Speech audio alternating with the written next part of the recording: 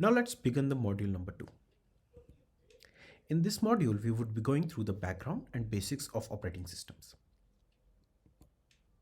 To understand the background of operating systems, we would need to look at a little bit of history of operating systems. So when the initial computer systems came into existence, there used to be no operating systems on them. We would directly give instructions into the computer and the computer would give an output according to the instructions given. Like we have to add two numbers, we will give the instructions for that.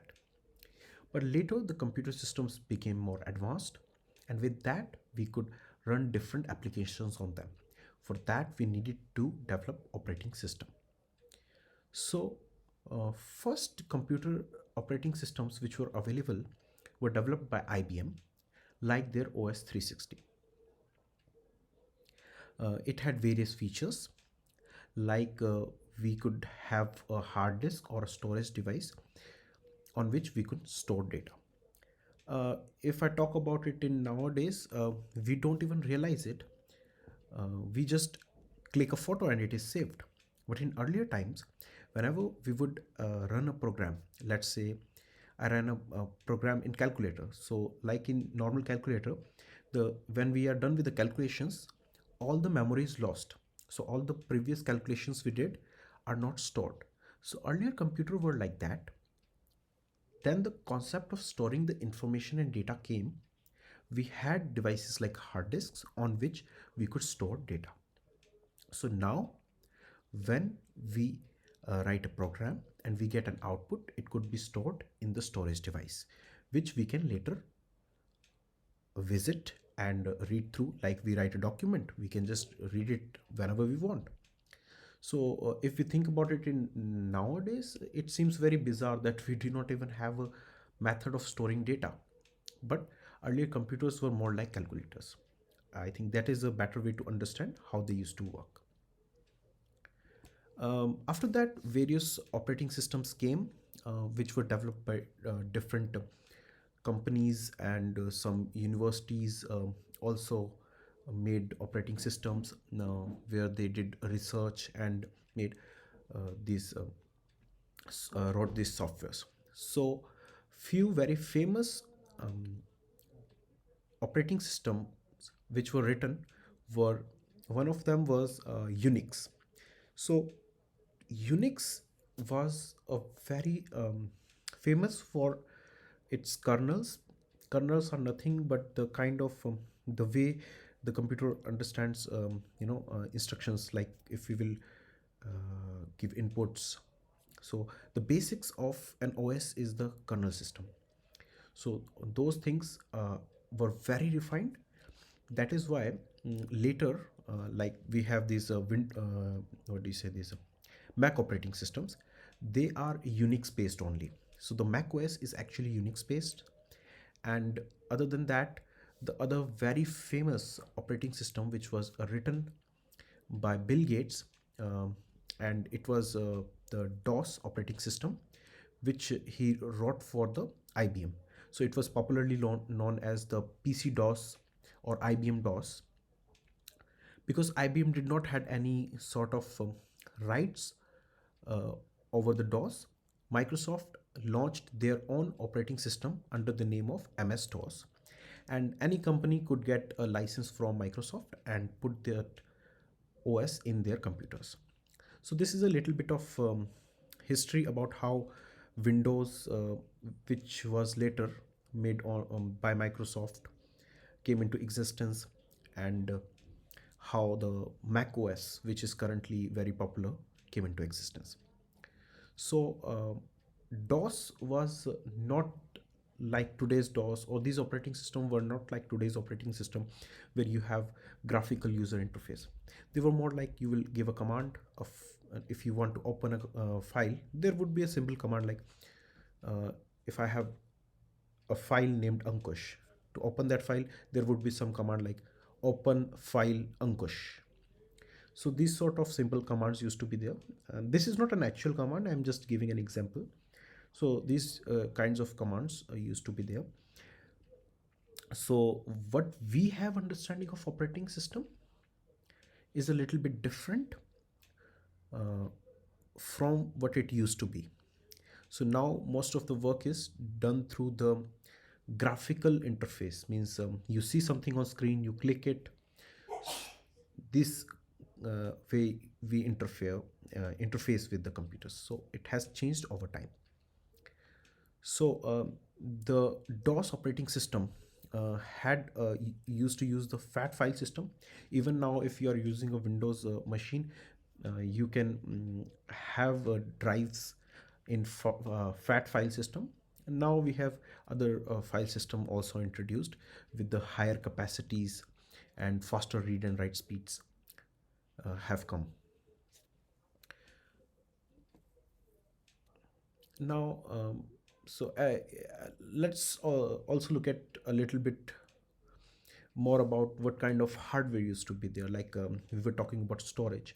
So like earlier computers, like I think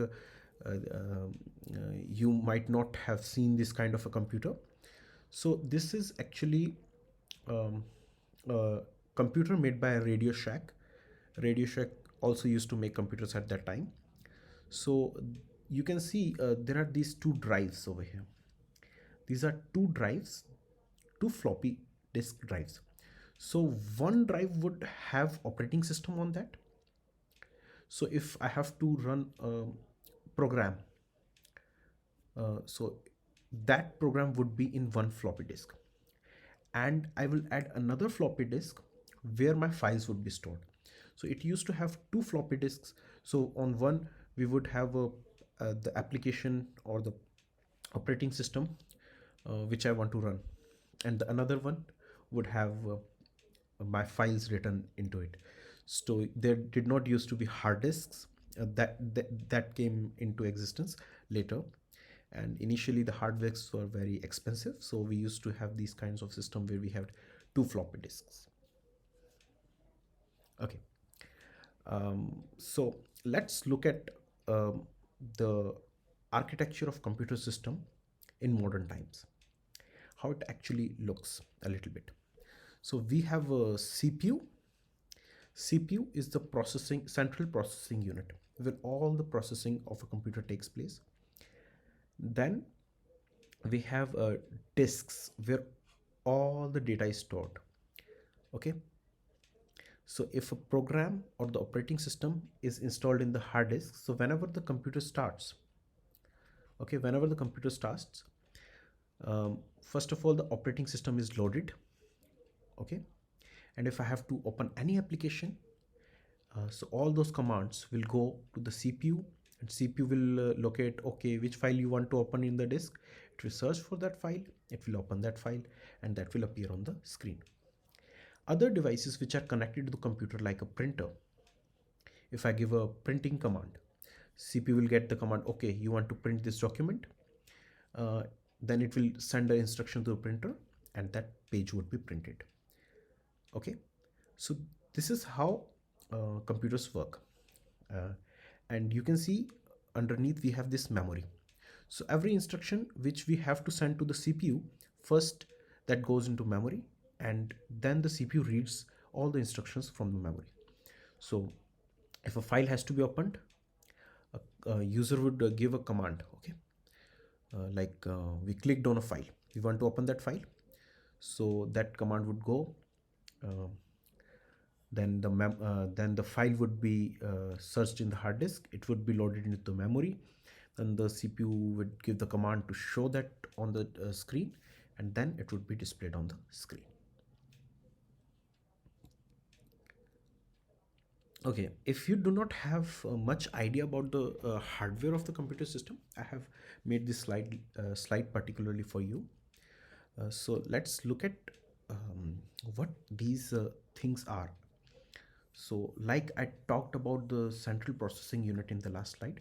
So the CPU is the heart of the computer and the brain of the computer.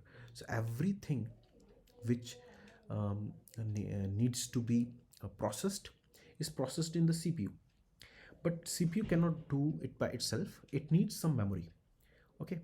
So a cache memory is the memory attached with the CPU. It's a very fast memory, but it's very small memory. So whichever files are very frequently used, they would be in the cache memory. Next is the RAM. RAM is the primary memory. So you can think of it like veins. In the body, we have veins which circulates the blood. So RAM is like something which will circulate the blood or take the message from one area to the another. And most of the data which we have to store is stored in hard disk.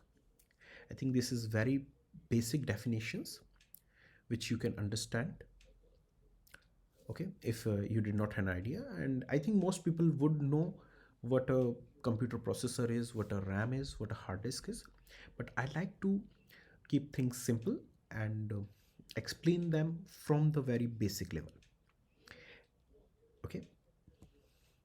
And also do not worry if you think something is being missed. You can watch these videos again, um, and after the end of every video I have put a small quiz.